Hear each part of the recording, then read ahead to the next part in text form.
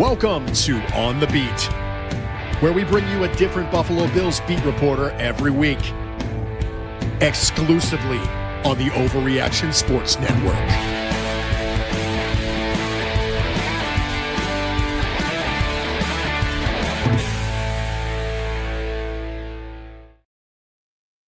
Hello, everyone, and welcome into On the Beat on the Overreaction Buffalo Sports Network, sponsored by FanDuel. I'm John Fina. I'm hosting tonight, and I'm lucky enough to have Mr. Tim Graham as my guest. Tim's a journalist for The Athletic, senior writer, and WIVB Channel 4 NFL analyst, and an adjunct professor at Canisius University. Thanks, everybody, Bills Mafia, for joining me. Time to have a robust conversation about your Buffalo Bills, your feelings. Jump into the comments. Tell me what you think, and we're excited to have you here. Tim, I appreciate you taking time out of your busy schedule and everything you got going. I know it's the evening there in Buffalo, and joining us here on the network. Thanks for having us. How you feeling? I'm doing well. I am actually looking forward to the quick turnaround. I know I don't have to get out there and play. My body's not on the line, so the players probably have a different thought. But let's play 2 games in 5 days, and then we get a weekend. We get this little mini bye, as the players like to call it. But man, it is. If I were commissioner for a day, I think that Thursday. I don't know if this would be my one thing to change or the first thing to change, but it would be in the conversation of things to do away with, because the product isn't that great. The players don't want to do it. The preparation is slapdash.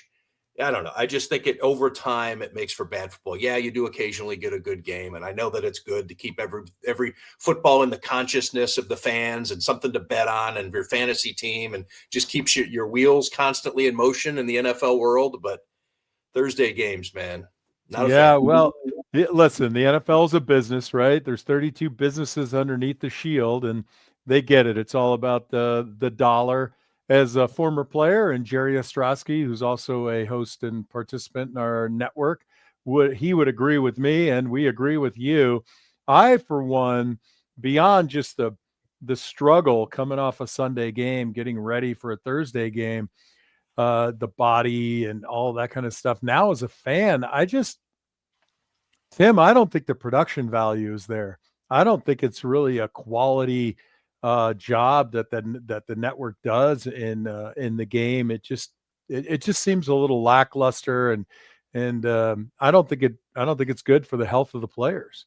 Yeah, this is the cynic in me. It is cynical to think this way, but I do think it comes down to it's a programming event. It is something to bet on. Gives you one more thing to set your fantasy roster for. And I know I alluded that into my little mini tirade there, but I don't think that the quality of the product matters, and the ratings bear that out. I think that just having something to put on Thursdays is better than another good game, or a more quality game in which the players are ready to go. They're fresher. They're more mentally prepared. Strategies have been more developed. You don't, like with the Bills, they've done 2 walkthroughs. They can't get creative in terms of their coaching. They had to win this game just Sunday against Tampa. It's not like they were game planning ahead for you. I mean, they were putting everything they have into beating Tampa, and now they have to shift on the fly. Anyways, one more game on Sunday, it just doesn't do the NFL as much good as just a crap product on a Thursday. Now, let's hope that we don't have that on Thursday night. Let's hope it's a good game, but I don't think the NFL cares. No, yeah, I don't think they do either. You've got football on through the fall every night of the week, from the MAC to college football, if you're into that, and I am. So every night of the week, I get a chance to watch some football. I just wish I could have Thursdays off. But you mentioned coming off the game on Sunday, and there's a lot to digest. I did my show yesterday. I broke down some film, and as I watched it, I realized there was just too much. Like, I could have done 5 hours just with the variety of things that Buffalo did on defense, on offense, and even in the kicking game with Ray Davis.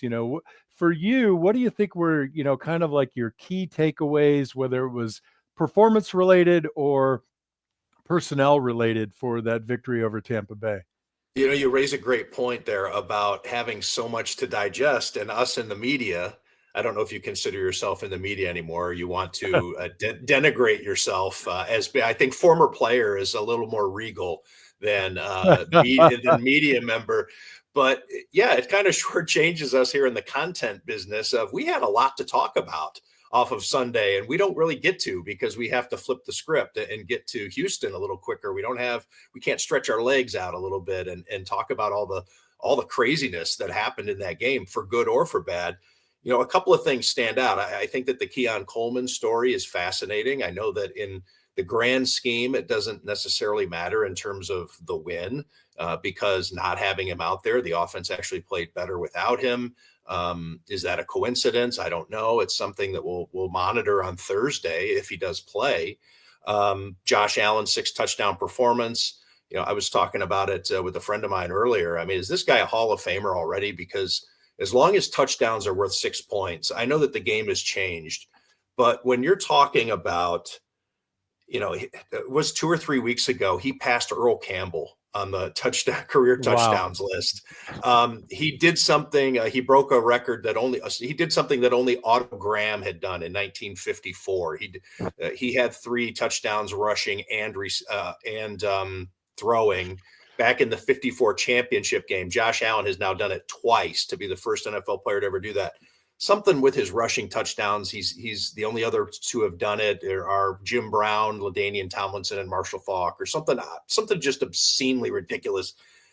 Anyways, this guy and the Bills needed damn near every bit of that to win, because when you give up 32 points, you're probably supposed to lose that game, as Todd Bowles said afterwards. So I think the thing to me that we haven't gotten to, and that we probably don't because of the short week as media or to address, is the defense, because the other things are sexier. You know, the Keon Coleman story, there's a little scandal involved there. And he's the receivers in general have been in the spotlight because of what happened in the offseason or what didn't happen. Brandon Beane's comments to WGR and, you know, kind of dunking on them for, hey, I know what I'm doing here. And now it looks like maybe he is worthy of second guessing, and the report that they tried to get Jalen Waddle and all the scrambling that's being done to shore up the receiver position, McCole Hardman and Right. Gabe Davis. For sure. So I think that the defense, though, has been kind of given the short shrift and maybe kind of gets to fly under the radar a little bit heading into Houston. Now they have, you know, Davis Mills is going to be the quarterback. That announced today that CJ Stroud's not going to play for the Texans. But this defense has a lot to work on. Some things going well, but you know, getting guys back, filling roles. Terrell Bernard still playing his way back from the ankle injury that he suffered in week 6, looking better, but still not looking like he's supposed to. Linebacker play has been hit or miss. The defensive line play has been hit or miss. Joey Bosa is coming off probably his worst game of the season when he's normally been pretty good. I mean, really good, I think, and probably better than expected when people were just baking in the fact that he's going to miss X number of games or he's been healthy. So anyway, I guess, John, I'd rather anybody to hear what I think about this defense. What do you think about that, and the fact that Josh Allen kind of allows them to, I don't want to say skate because there's still going to be accountability, but we haven't been talking about the defense for the last couple of days. Yeah, well, look, to be fair, you know, you got a leader of the team in Josh Allen, and I mean, what a gorgeous, amazing player that guy is, and probably a Hall of Famer if he continues on the streak, whether or not he wins a Super Bowl or not. I mean, the numbers are undeniable. I think you hedge your bet a little bit in the room when you're criticizing the other side of the ball. So, you know, what happens in the locker room is probably more encouraging than, you know, saying you guys got to really pick this up. As I look at it, we have a curious blend of youth and veteran status here. So there's always going to be a little bit of guys needing to grow up a little bit faster. Certainly the problem has been the injury report, right? I mean, the linebacker room just was decimated. We've had some issues in the secondary as well. And until you get a common group of guys playing together over and over, and just using the same lines of communication, body language, and understanding of where guys are supposed to be, we're going to continue to ride this rocky road. I'm encouraged personally by the play of Deion Walker. I think he's been far better than I would have expected. Cole Bishop now developing. Obviously, they still have their challenges. I do like that we're working the 4-3 in there. I'd love to see Shaq Thompson back. I think, wow, what a pickup he was. He's been incredible. But again, I think he's going to. It's how can we get? Yeah, how can we get 9 guys? And I'm not even asking for 11 here. How can we get 9 guys to start week after week? I want to be greedy. And I agree with you. I like Joey Bosa. I think losing Hoyt was just a little bit diminishing. He was such an impact guy in the short term that he was here. So let's keep outscoring him. I like going to your point about what you were talking about, Keon. And I know you put an article out there on The Athletic, and I went and checked on your X page, and I appreciate, frankly, how, you took some slings and arrows and then just went right back at people. That's your work and you stood on it. But let's dig in a little bit, okay? Because I've been a rookie. I've seen rookies come and go. I know what the pressure is like in the locker room, and I know like minimum standards. So if you can encapsulate maybe like, what's he doing wrong? What's the flashpoints, and how easy is it to fix? Well, he hasn't been able to fix it yet. So that's the thing that's been maddening about it. So he's in his second year. He's been doing this for a year and a half. And you can go through the whole thing about how much money he's making and all the different things that outside people like to look at and say, I would sleep in the facility if I was making that kind of money. Well, you don't, this isn't a cubicle position. I mean, you're not filling out TPS reports. I mean, so let's not compare what happens in your office to what happens at One Bills Drive, because one is the real world and the other one's a little bit of a fantasy land. But there is still accountability, and there still is a chain of command. And to have done this 3 times now, the first time he did it was his 3rd NFL game. He showed up late for a meeting and got benched for the entire first quarter. The next time he did it, that we know of course, let's put that caveat on there, 3 times that we know of. The next time, Sean McDermott benched him for the opening series against the New England Patriots. And he then comes in on the second series, fumbles the ball away at the 10-yard line. The Patriots get a field goal in a 3-point game. So he had a rough game there. You'd think that at this point you'd be snapped to attention. Coming off of that ugly loss to the Miami Dolphins, everybody in that building should have been laser focused. And then he shows up late for a meeting again the Friday before the Tampa Bay game. And so And showing up late to a meeting isn't maybe checking out your playbook as much as you should, or being in the film room, or, getting the extra 5 reps, on the bench press. Everybody can see you when you show up late. You're essentially daring the coach to do something about it. And no matter, let's say Keon Coleman's coming off a 3 touchdown game. You still are probably going to get benched. I mean, so it's not just because his production has not been there, and it hasn't, but it is, here's a guy who's supposed to probably be on pins and needles, and he just hasn't been able to get it. So I think that's the frustrating part. And so much is expected of him. A lot was put on him by the management, by the coaching staff, because he was the guy drafted after they traded Stephon Diggs, rightly or wrongly. But then this past offseason, more was put on him because the Bills didn't do a lot. They pretty much said, we got our guys. We expect Keon Coleman to evolve and to be that much better in his second year. And that hasn't really happened either. So I think to a certain extent, right? The Bills have a little egg on their face when it comes to Keon Coleman. Well, a little egg on their face, but, I'm looking at it from the player perspective. He was given every opportunity. You had what arguably could be a very good training camp. And, you whether or not the ball's coming your way, you're still a professional. And I think when I got to the locker room in Buffalo, there were a handful of guys who really just, taught me how to be a pro. And James Cook got benched a lot for fumbling in his rookie season, and I think even in his second year. Where are those guys that need to come up and say, listen, we've been through this. We understand what you're going through, but the response isn't to behave in this manner. The response is to become an adult, to become a professional and carry yourself in a very professional way. And I couldn't agree with you more. And you know what? People in the comments or whomever watches this broadcast, you can come at me too.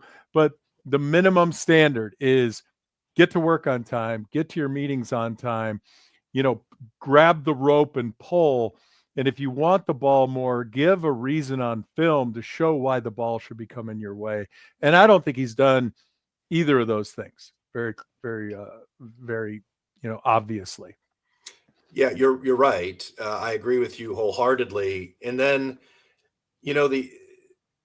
the other things, and I know that they weren't being said specifically about Keon Coleman, but the comments that were made about the guys who are playing well, Terrell Shavers, Sean McDermott says the ball finds guys who are working hard. Now he was talking about Terrell Shavers, but in the context of what had just happened, you can say, all right, well, okay, that's a kind of a Keon Coleman adjacent comment. And then regarding Cole Bishop, guy was drafted in the same round in the same draft as Keon Coleman. And Sean McDermott makes it a point to say this is one of the first guys in the building, one of the last guys to leave, and we're seeing now the fruits of his labor. He has found that switch has been flipped, but it's not automatic. It comes from the hard work. And you can then say, the guy over here is showing up late, and the other guy is here, and he's now got back-to-back games with interceptions, and then 3 games ago had four pass breakups against Patrick Mahomes. So the guys are playing well, who are working hard, and you'd think though that there would be some sort of slingshot reaction from a competitor, or at least you hope. Not everybody's wired the same way. You'd hope so, and I think somebody ought to sit him down and kind of offer an age-old saying, which is, the harder I work, the luckier I seem to get, right? Or the more success comes to me. So without kind of beating a dead horse on that, people come at me, come at Tim. We're okay with it. We've been around for a long time. Tim's got gray in his beard. If I grew mine out, it's virtually white also. We can handle your comments.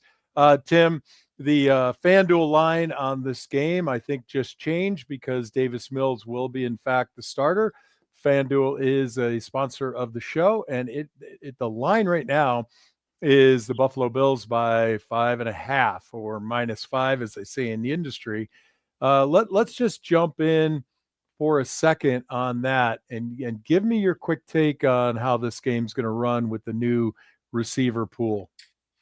Well, and I don't want to dodge this question by swinging it back to you, but there is a question that I have. I want to get your insight regarding this being a short week. Houston's defense is sensational, and you don't see Houston a lot because they're not a big primetime team. You're not going to get them in the national game of the week. So unless you have the package, you probably haven't really watched Houston play much this year if you're a casual football fan. But they have one of the best cornerback tandems in the NFL in Derek Stingley Jr. and Kwame Lassiter. And then they have a great edge rushing set with Danielle Hunter and Will Anderson. So, but particular to Hunter and Anderson, who has an edge on a short week when you're a little banged up? And I know that we don't know who's, maybe Hunter and Anderson are dealing with specific things, but is there who has a little more juice, or who's maybe lumped up a little bit more on a short turnaround, the offensive line or the pass rusher? Yeah, well, that's a really good question. And I think from my perspective, the offensive line has the edge, but only if you can establish a running game, right? And to me, Joe Brady has been a kind of a curious beast in this regard, where we do work James Cook early in the game, but not with a true variation of style of run. We run a lot of zone, whether mostly outside zone with him right now via toss. Late in the last game, the victory, We saw a bunch of angle blocking or pin and pull or whatever you want to call it, more power style football, inside zone kind of stuff. And I thought to myself, where was this in quarter 1 and 2? So the short answer is if Buffalo gets in 12 personnel, Reggie Gilliam in there, and we really attack with a running game, it's going to open everything up. And that advances the edge for the offense against the defensive ends, especially I think we have 2 quality tackles. I was concerned about Deion Dawkins a little bit earlier, but his play definitely improved in the last game. And this victory, well needed, big game by Josh, some deeper throws, pushing the secondary off, quite a bit. I think we have the edge. And if you're smart about those types of defensive ends, giving them a variety of looks and things to react to between the run, the type of pass protection that you use, I think genuinely gives the edge to the offense. I think the downfield passing game that we saw, now some of it came off scrambles, some of it was designed. I'm thinking the one design play where the really long shot early in the game to McCole Hardman, who may not play. He's got the calf injury, doesn't look good. But still a guy who could stretch the field. They put him right in there and they let him go in that wind that they had at Highmark Stadium. And you'd think, well, this is something that they might be ready to try in the dome. If they're going to do it in, the weather conditions that we had on Sunday. But I think that did, even though the play didn't hit, it's still something that the defense has to think about. And yeah, go ahead, and we haven't thrown the ball downfield more Right. than a handful of times previous to that game. Now, flipping the script, as I look at it, our defense has been feast or famine against the run. You take 2 of those long runs off the board for the Buccaneers, and our defensive run stopping ability soars. But how do we consistently stop the run? And the counterpoint to what I said earlier is if we stop the Texans' run and force Davis Mills to throw and get him off his spot a little bit, I think we look at a very lopsided victory. But minus stopping the run, this game will be not dissimilar to what we've seen. They rack up points, and with a little bit more stretch to the field, the Bills having the opportunity to win it because it's an 11-man game on our side of the ball. And I've been explaining this to a lot of people recently.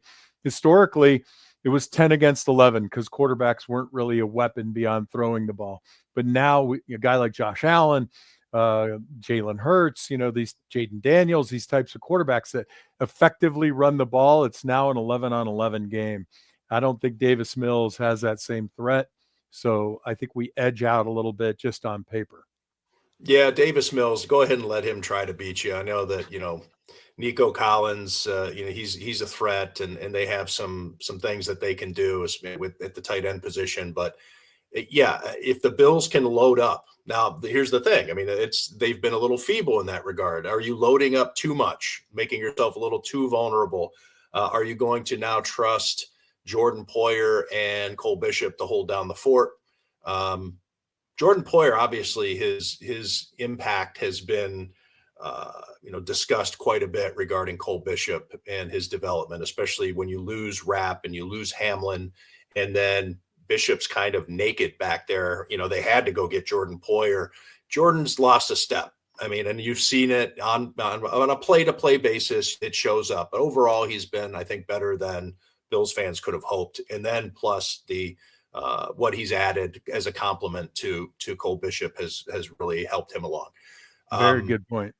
But can you count on that as you load the box, as you go ahead and say, all right, Davis Mills, you're going to have to let it rip. Now, thankfully, it's Davis Mills. I mean, sorry, Davis. I mean, we're just talking football here. It's not personal, but Davis Mills doesn't run the ball. I mean, he is not a two-dimensional quarterback. And make him throw, and he gets sacked. And I would agree with you that this would shape up as a Bills. I don't want to say easy because they always seem to struggle. In None Houston of them also, are right. And plus, Houston just seems to be one of those places. They go down there and they just don't perform well down there. Again, I that's coincidental. I'm not a big believer in, like ghosts or anything like that or bad juju, but there's something in Houston. I mean, I don't think I've covered a win down there in a decade, but yeah, I would agree with your setup, John. I can't fault it. Davis Mills, however, I mean, I don't want to just keep putting in yeah buts, but they've won 5 of their last 7 and 3 of their last 4 because of the defense. They find ways to scratch out wins, and their losses aren't ugly losses. Right. It's not like they've not had a Dolphins loss in there anywhere. Their losses are they lost 3 out of the gate to the Rams, the Bucks, and the Jaguars, who they came back and beat. And then since then, they've lost to Seattle and Denver. So they're competitive. They're a good team.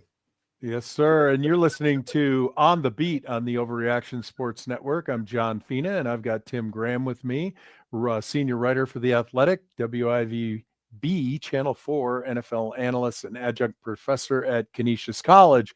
And I got to tell you, I absolutely love chicken wings. Tim, I don't know where you come in on the chicken wing, but guess what? The Anchor Bar ships wings all over the country. If you don't have an Anchor Bar in your town, like I do now in Tucson, Arizona, you can still experience the home of the original chicken wing in your home, Tim.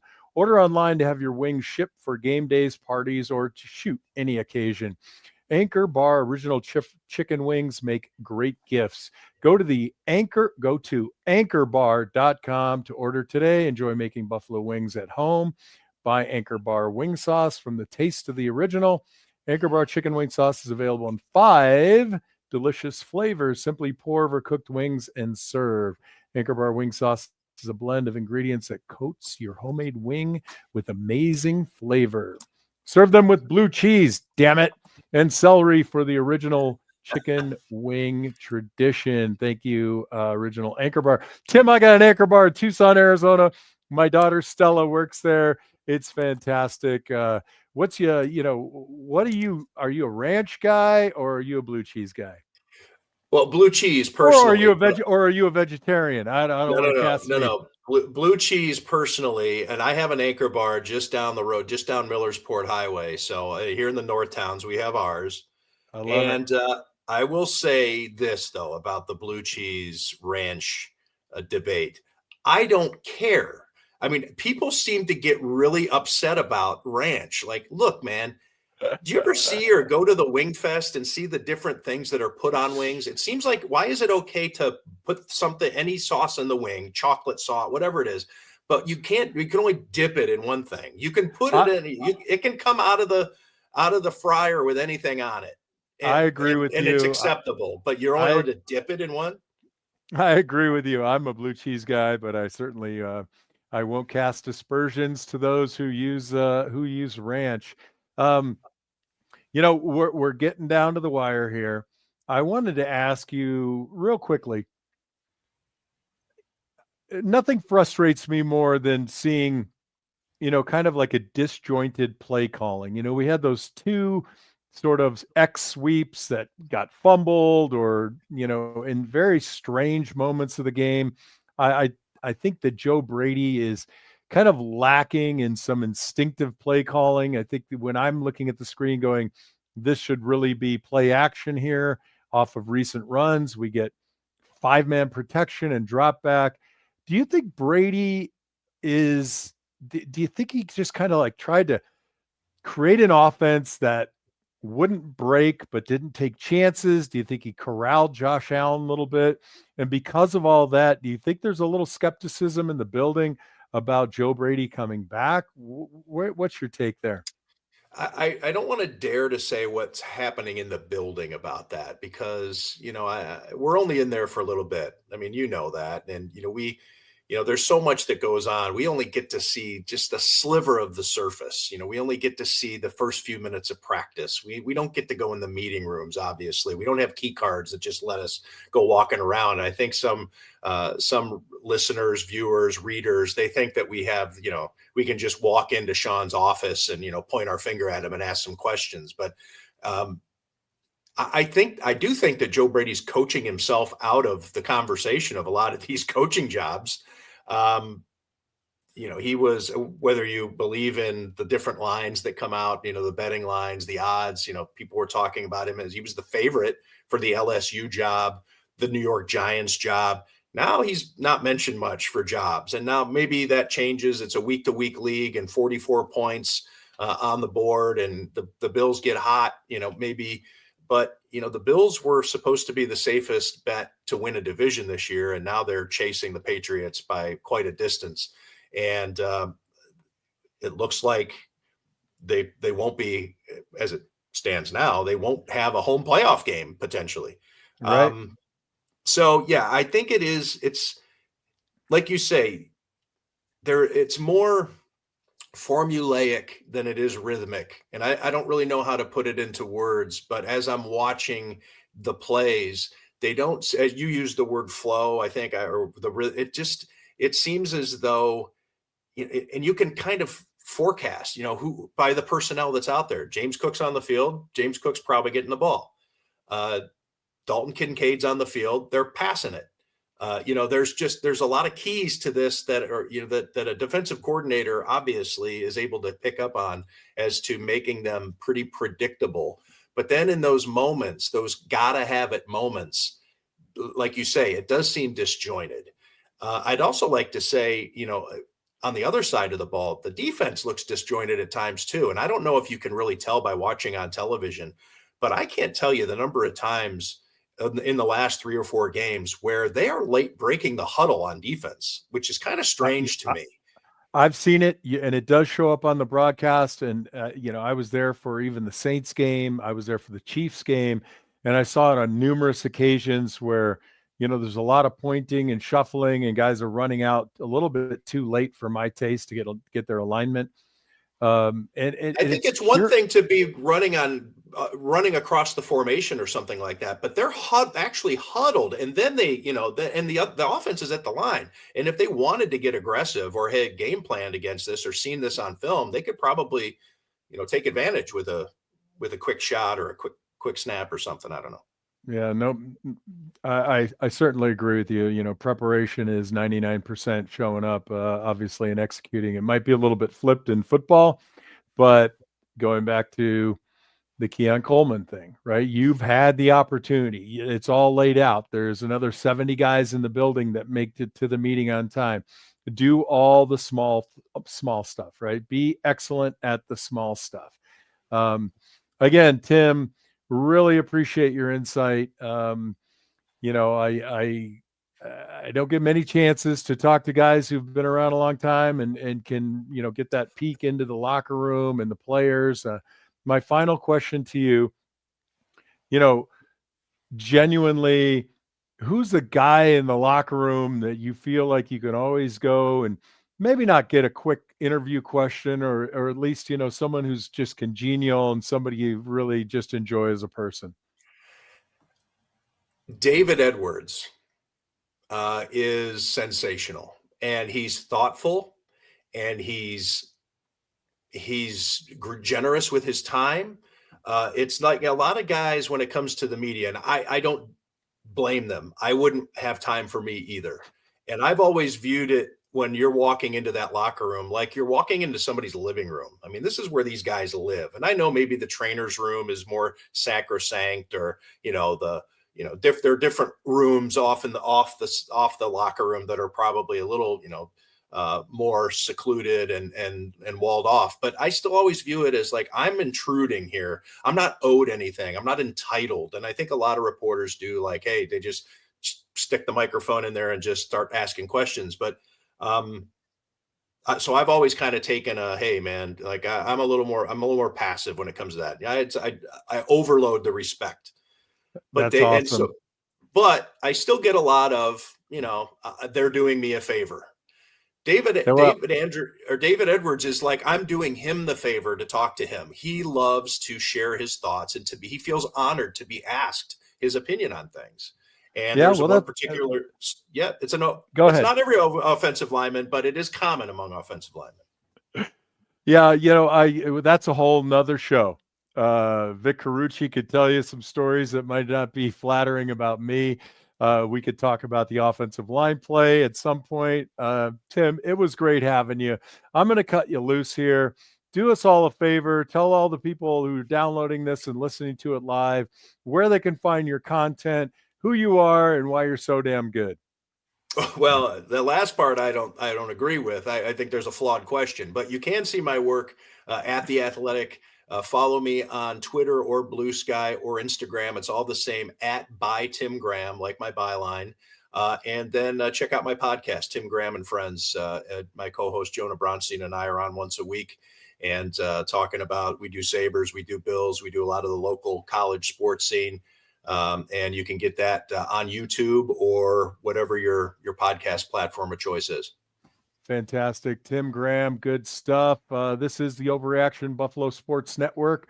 We've got a variety of shows for anything you want to learn about. Jerry Ostrowski has 7 days to Sunday. Of course, now it's just 2 days to Thursday. We've got Mafia Bets with Dan Freddy. We got the walkthrough with Anthony. Sunday, we got the postgame show, the original, the Overreaction show, which I'll be running this Thursday night. My show on Mondays, the Off Tackle Show with John Fina. Tim Graham, thank you so much for joining us.